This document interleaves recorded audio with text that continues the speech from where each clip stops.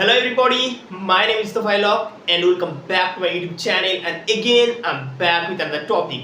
আজকে আমরা শিখব মাছ এবং মেনির মধ্যে কি পার্থক্য রয়েছে সেই জিনিসটাকে। দেখো মাছ এবং মেনি এই দুটি ওয়ার্ডস কিন্তু একদম কনফিউজিং ওয়ার্ডস, মানে কোথায় আমরা মাছ ইউজ করব এবং কোথায় মেনি ইউজ করব এই নিয়ে মাঝে মাঝে কনফিউজড হয়ে যায়। সো আজকে আমি এই দুটি ওয়ার্ডসকে নিয়ে আলোচনা করব এবং তোমাদের সঙ্গে খুব সহজভাবে তুলে ধরবো যে মাছ কোথায় ব্যবহার করতে হবে এবং মেনি কোথায় ব্যবহার করতে হবে।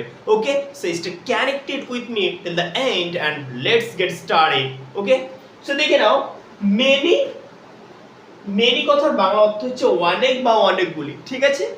মাছ কথার অর্থ অনেক বা অনেকটা, ঠিক আছে। মানে দুটোরই এই যে মেনি এবং মাছ এই দুটোরই বাংলা অর্থ অলমোস্ট সেম, ঠিক আছে। বাট ব্যবহার করতে গিয়ে কিন্তু এদের মধ্যে একটা বেশ ভালোই ডিফারেন্স রয়েছে, পার্থক্য রয়েছে। ওকে, দেখো আমরা মেনি কখন ইউজ করব?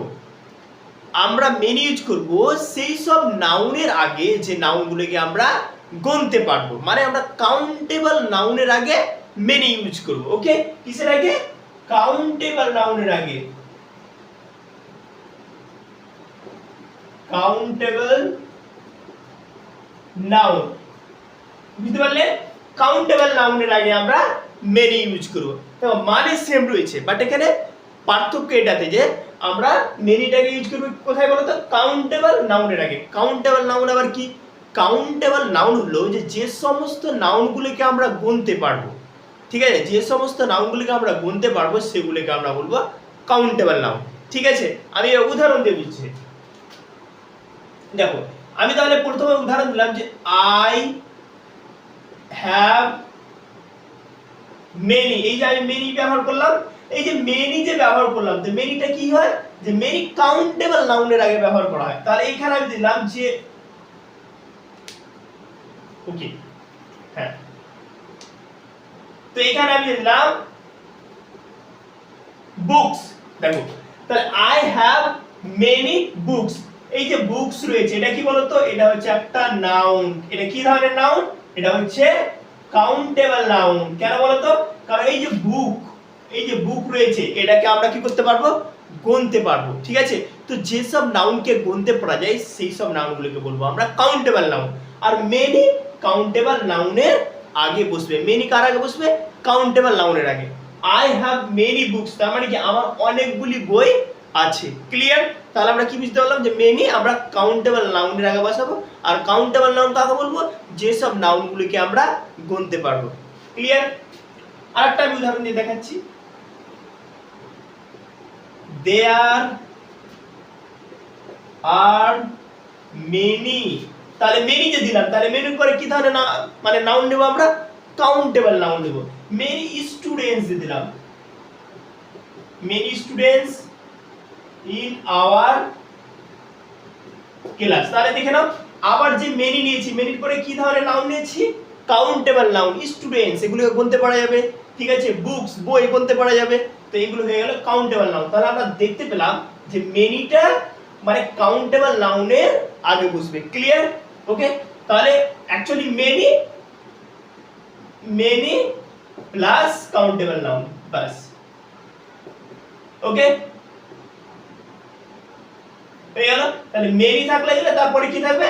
Countable noun. তাহলে there are many students in our class, অর্থাৎ আমাদের ক্লাসে অনেকগুলি ছাত্রছাত্রী আছে।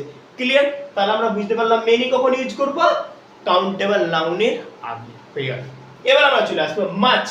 দেখো মাছ মানে কি? মাছ মানে অনেক বা অনেকটা, ঠিক আছে। তো মাছকে আমরা ব্যবহার করব আনকাউন্টেবল নাউনের আগে। আনকাউন্টেবল নাউন, ঠিক আছে।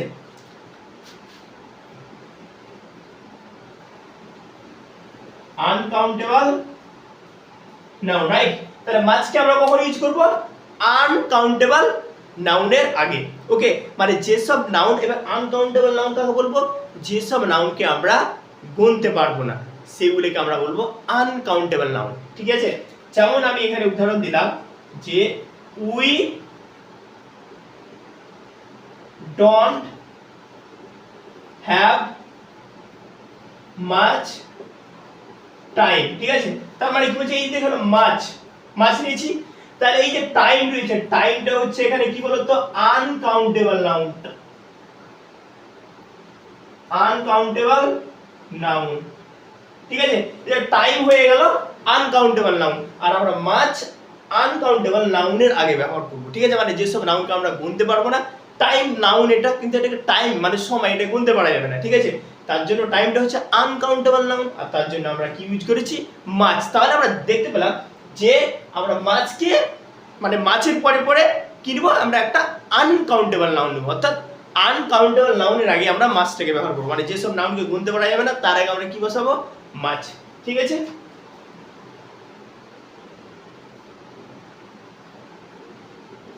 don't add much water।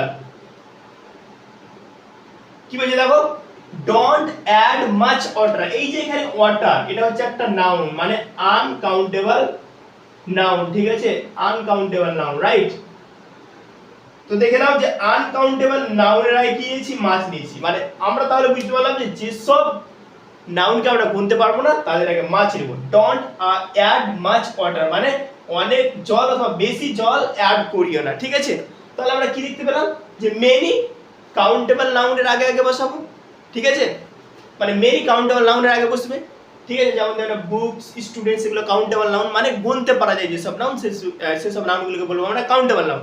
আর মাছ, মাছ আমরা আনকাউন্টেবল নাউনের আগে বসাবো। দেখো টাইম আনকাউন্টেবল নাউন, তার আগে মাছ নিয়েছি। ওয়াটার আনকাউন্টেবল নাউন, তার আগে মাছ নিয়েছি। বুঝা গেল? তাহলে এই ছিল মেনি এবং মাছের মধ্যে পার্থক্য, একদম খুব সহজ এটা। ঠিক আছে, সো আই হোপ যে এটা দেখার পর তোমাদের একটা বেসিক ধারণা চলে এলো যে কি মাছ এবং মেনি কখন এবং কিভাবে ব্যবহার করতে হয়। Okay, so thanks for watching this video, thank you.